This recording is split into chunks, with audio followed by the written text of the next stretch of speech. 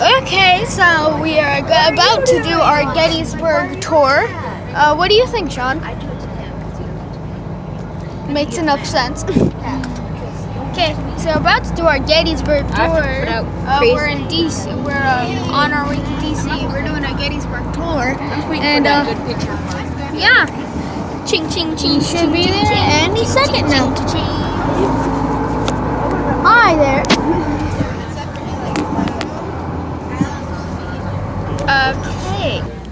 Okay, so they just handed out these scavenger hunts. Wait, we have to write down this stuff? If you want to. What if we didn't bring a pencil? Ooh, that's interesting. Rainbow. Yeah, I don't have a pencil. I came here for my vacation and those are mine. Shouldn't be that hard. Maybe back where we go. What state? I'm going to say Pennsylvania. The old town, the Evergreen Cemetery. Pre-Civil War, 1854. The hill here is called Cemetery Hill.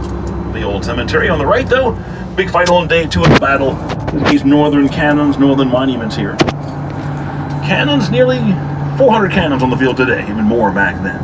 Most of the barrels are real, most of the tubes are the real thing. Black ones are iron, the bronze have turned blue-green. The rest is all cast iron, the wood's long gone on the wheels and the carriages and the trails. I guess no surprise, no parking lot, no water tower, no t-shirt shop.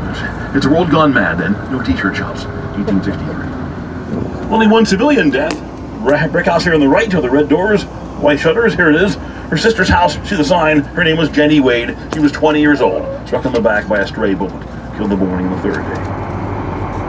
It's July 1st, 2nd, 3rd are the battle dates, 3-day battle, midpoint of the war. The war's half over now, 1863. In front of us is Baltimore Street, the main street then like it is now. Today, about 190 buildings are still here. Many of them still bear the scars of battle. The red car down here in front of us on the corner coming out there. The brick house here to your left front on the corner with the black shutters. Look at the long south wall facing us. All those white marks on the brickwork there.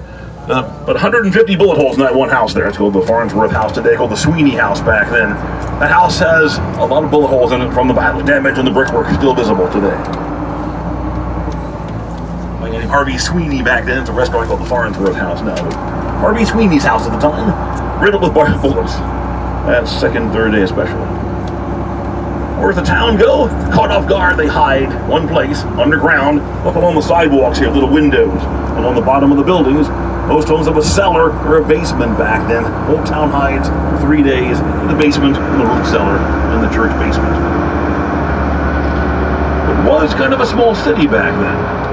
There were about 2,500 people living here in 1863. Well, I'll give you a true idea of the size of the town. There were 6 hotels here in town back then, 8 different churches, 6 different taverns, and a college here, a small college, a Lutheran seminary, Lutheran ministers teaching college, a couple of banks, an iron foundry. Kind of a small city was here then. But you live here then, good news, the war's half over. Bad news, the biggest fight of the war lands on your doorsteps, in your farm fields, and surrounds the town. Of course, that fall, Abraham Lincoln arrives by train in November. Why is he here then? Dedicating the National Cemetery. Later it's called, of course, the Gettysburg Address. The brick house here on the right, that's the truck in the way, sorry. 3-story here, right, brick house. Bright red brick. 2nd floor, right 2 windows. Lincoln's bedroom for the night. David Wills was an attorney. Lincoln stayed there the one night in the Wills home. Who kills Abraham Lincoln? 1865. Ellsworth, exactly. So here, the old guide joke here goes, when Lincoln was here, he would avoid the diners at all costs. You know why? Too many booths. So bad it's good. This church on the left with the white columns was here, 1835. That's Christ Lutheran Church. One more big mass hospital, too. Armies here leave behind a nightmare when they pull back out of here on July 4th and 5th. Every church, every house, every barn, a hospital for days. Carried to a barn or a church, here's what waits for your surgeon's kit. I'll pass him back. Top saw, called a capital saw with big arms and legs and maybe your bones. Then they can knock you out. They need their chloroform in the war. No one's washing their hands though. No one, what's a bacteria? No one's wearing gloves or masks. Other bad news, a little gross, but shows some of the after effects here. Taken during the war in Virginia, but a Civil War photograph for sure. You have your house, the front door, side window, or the barn or the church. These guys got for days with the doctors, big wagon loads of limbs, got day and night with the surgeons. Yikes.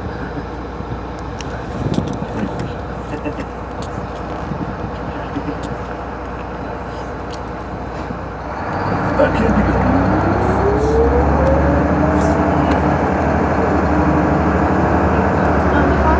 Well, the campaign begins early in June back in Virginia.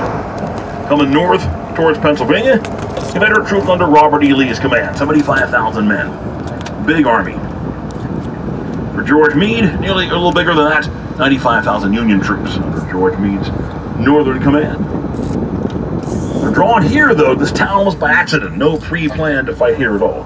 They're drawn here by one thing, like a spider web. There were 10 roads. Move easier and faster on the roads. Put one army on one road. Say George Meade's army. 95,000 men. Add in the horses and the mules and the wagons and the cannons. On one road, it's about 90 miles long. Huge long delays. This is one more of the roads here below us. Well, the Chambersburg Pike, called Route 30. The Lincoln Highway goes east coast to west coast. Now, back into Macadam Road, the toll road, the turnpike. Modern highway for the day, gravel and stone packed down on it. It was called the Chambersburg Pike. Of course, more modern buildings here again. Well, the rise in front of us, the ridge, not a huge ridge, even a small rise. It'd be an advantage, though. It's called Seminary Ridge. Why is that? Here's why. To your left front of the ridge, active still today, a Lutheran seminary from 1826. So, named for the campus. There's Seminary Ridge. The buildings here, some are pre-war, some are post-war. The president then, Reverend Samuel Simon Schmucker, was the president of the seminary then. Not the Jelly guys, whole different Schmucker family. But for them, in a bit of a jam on day one. Here you go. So we'll crest the rise here, looking out to the northwest. Here's part of the first day now. Northwest. Keep in mind one big thing, guys. A lot more trees today. A lot of it's farmland back then. You get the corn stubble up here.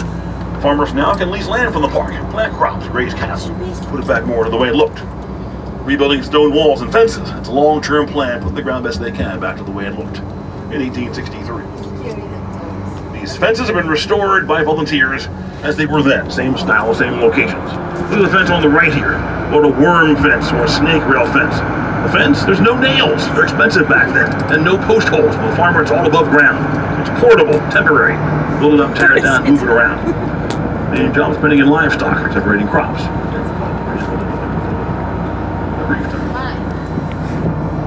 One guy gets here first. Well, it's command. Northern Cavalry on horseback. About 3,000 men get here mid-morning, June 30th. Or on the right, on foot, with the binoculars, there's John Buford. He gets here the day before the fight starts. He'll get a hole here, pick the ground, guard these roads, wait for help to arrive. Beautiful statues here and monuments. Beautiful sculpture. Today, nearly 1,800 monuments and plaques and markers on the field. They must have placed here within 20 and 30 years of the battle. Soldiers themselves come back. 1880s, 1890s. Hold a small ceremony. Honor the men that died. Honor their own service. And mark where they fought all those years before. And to the right, these trees here were gone entirely then. It's corn and wheat, and rye and tall and low crops, and cattle grazing. In front of us, these woods were here but thinner. Less ground cover, underbrush, clear by the farmers and by cows and hogs who would graze in the woods. Men here from 29 different states, out of 35 back then. You joined back home from Michigan, your friends, brothers, neighbors, father and sons, cousins, friends from school. By counties and small towns, what a company of 100 men. 10 companies, regiments, or 1,000 men when the war begins. That's early in the war. Now the war's 2 years old. You could have fought 3, 4, 5, 10 battles by now. What's the biggest killer of the entire Civil War? What do you think? Anybody? Disease? Disease, yeah, disease back there, exactly. Dysentery, pneumonia, smallpox, malaria, typhoid fever. Even diarrhea kills a couple thousand guys. Hard to believe. They didn't even know that in World War I. Don't do that. Okay, that joke stinks. I'm sorry. AIDS. Never mind, so bad. You don't want to know what happens on the battlefield. Left here, guys, on the ridge, 24th Michigan. All Wayne County guys on your left there.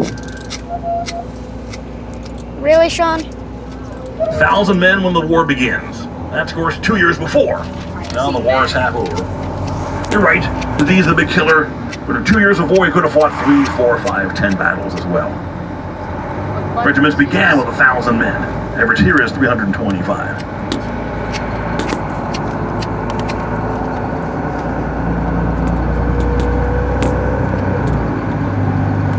How long was the drive in? Pretty good. It's a long drive. I had a bus last spring from Detroit on the yellow school bus. Came on the yellow bus. Oh. Nice kid. Long drive. Funding belt. From Detroit. Said Detroit.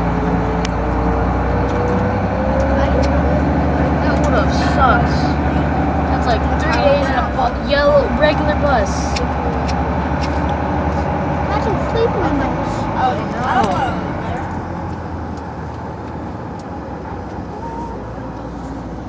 Wow. I'm so lucky I get to go. Where? Here.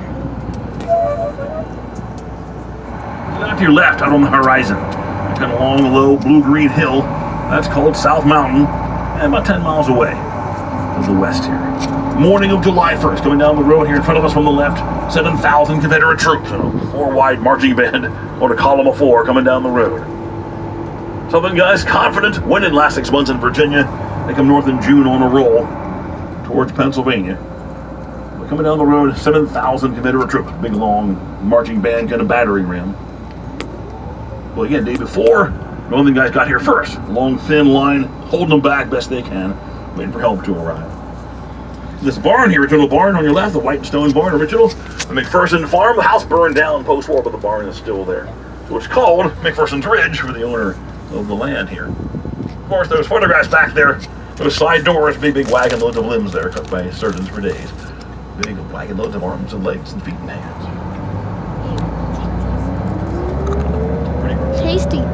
Medical doctor's dream. Here's why. Big heavy bullets.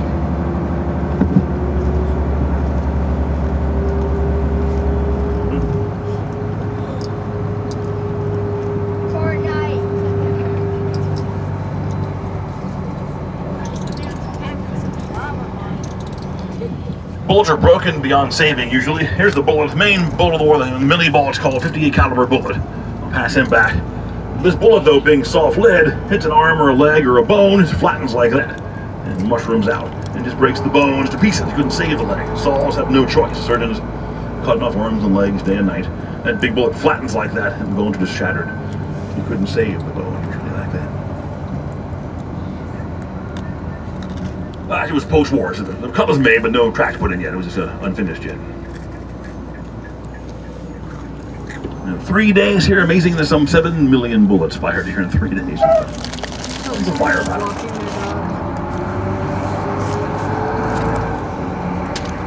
Trying to look west here. In front of us, it begins out in front of us a light, slow, kind of cautious battle. But by noon, look to the right, the big tall hill. That's called Oak Hill. Not tall, but big enough. Even a small little hill's an advantage. That's the highest point on the first day's battlefield. But for the south, they get there first. Oddly, coming down from the north comes Confederate troops sent that way in June towards Harrisburg, our state capital, about 40 miles away. On the hill, though, there's a big tall column on the hill. Should be a flame burning 24/7. It might be out for the day. They're doing some gas line repair work. Maybe on, maybe off. Eternal light-ish, I guess. Peace Memorial. July 3rd, 1938. The crowd here in front of us, up by the hill here, there's 250,000 people here on July 3rd, 1938, indicating the peace light. And the crowd, of course, watching veterans of the war. There are 95, 100, 105, 110-year-old veterans.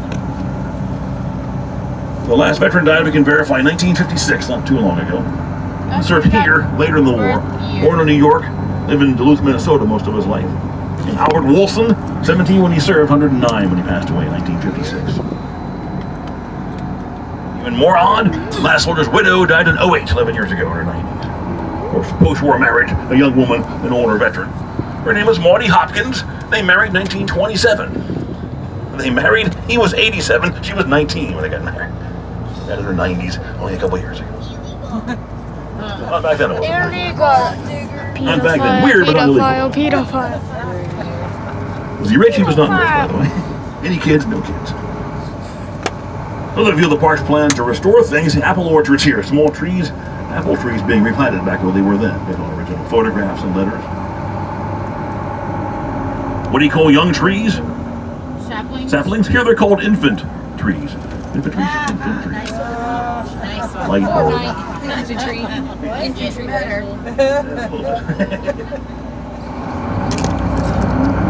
So I had to write it. Want to have, of course, any kind of high ground here. Always want to play if you can. Play King of the Hill. Day one is in front of us here. Oak Hill is the highest point on the first day's field. Burning today? Oh, cool. All right, it's burning. Yay, Flynn. Ooh, the fire's lit.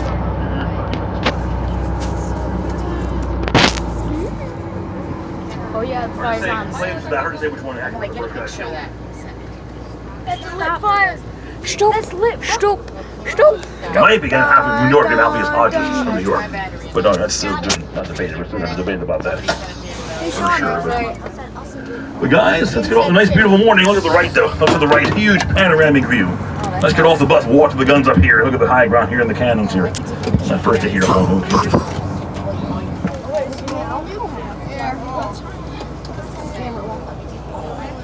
Wow. Yes. Sure. Let me just. 1 foot now. Black ones are made of cast or wrought iron. The bronze over there behind you guys there, green patina are made of bronze, nice shiny bronze. These are iron guns. The bronze are a smooth bore cannon, no rifling inside. Shot put size round off with the bronze cannons there. These are bullet shaped projectiles with the rifled cannons. Rifling inside, after a stern of rifling. Size here, bullet shaped round, kind of a 10-inch long, 3-inch diameter, kind of a modern day Pringles tip can size. This big round by that moment. Pointed into it. Every cannon's fired by a 5-man crew. 2 in front load from the muzzle and 3 guys in the back would aim and fire it. No GPS, no forward spotters. Pick a target by direct fire by line of sight. Look past the bus over there in the background. There's a big red roof barn over there. Big red barn. Easy range with the cannon here, by the way. Easy range. Aim for the gun though. Turn the handle here. Turn the handle. Get the guns. Elevation that one. Up and down. Get the guns. Elevation. Not bad for the day, really. Good shooting, really. Low from the front. So the hole's gone here. The vent is out here normally about here. Under the vent, first things first, flannel bag of gunpowder, about 2 pounds of black powder, big thick flannel bag. Your first step to fire the cannon, big long pointy stick, and then low tech, go to vent pick. Plan was through the hole and punch a hole in the bag down there to expose the gunpowder. Your trigger, not a match or a torch, copper tube of this size of gunpowder called a primer. Copper tube. Put the tube inside the barrel all the way in the vent there. It means then in the barrel it's powder bag and primer side by side, gunpowder touching gunpowder. End of the tube is a pin, end of the pin is a ring, a lanyard in the ring, hook in the lanyard, 10-foot long rope, pull it 10 feet back. Simple plan, you pull the rope, pulls the pin, causing a spark. That powder is now a flame, it's the main charge, ignites that, and down the road you go. 10-foot long rope, here's why, quarter recoil, gun rolls back to the... Way back. You mean the ones all the way over there in that little town? In that mountain. Behind it. They have a town by 6 p.m. Shelter. Turn in northern favor. The next couple of days here. If you like, guys, it can take about 5 minutes. Catch the view. Top of the monument, going up top of the path there too. Going to grab something such as the view. Pull the spots. Yeah, Dude. dude. Spots here and there, mate. Okay. Corbin, did you guys?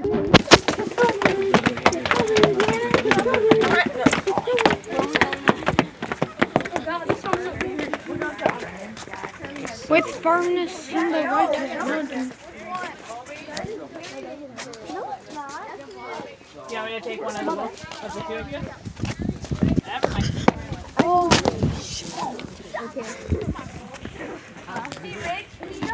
Gettysburg. Woo! There's a photo of us and good. I've jumped off from this side before. Brendan, sit down. Don't, Sit down. don't fall. Sit down next to him. Never have a TV. Don't fall.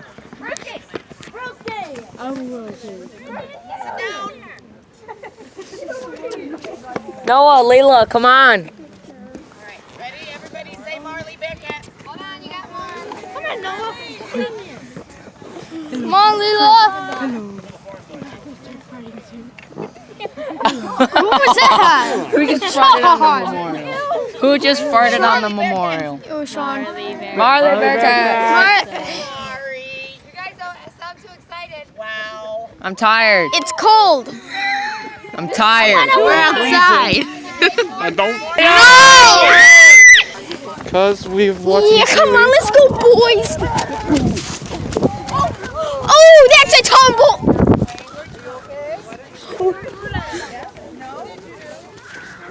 We call that one a tumble. Because he tumbled. I think we should get on the pack.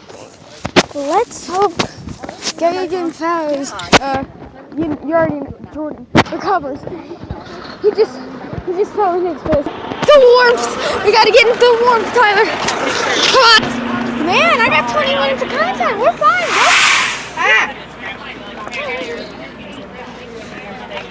Is it funny how we basically stayed up? On